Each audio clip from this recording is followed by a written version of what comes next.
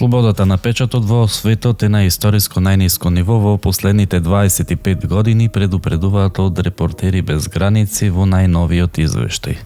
За прв пат од постоењето на индексот за слободата на печатот, повеќе од половина од државите се категоризирани како тешки или многу сериозни за работа на медиумите. Извештајот покажува дека просечниот резултат на 180 земји никогаш не бил понисок. Како клучен фактор се посочува економскиот притисок врз медиумите, од концентрација на сопственост до зависност од огласувачи и недоволна или нетранспарентна јавна поддршка. Според нив, медиумите денес се наоѓаат во тешка позиција меѓу зачувување на уредничката независност и борба за финансиски опстанок. Организацијата предупредува дека без стабилни економски услови, слободното и независно новинарство ќе продолжи да слабее на глобално ниво.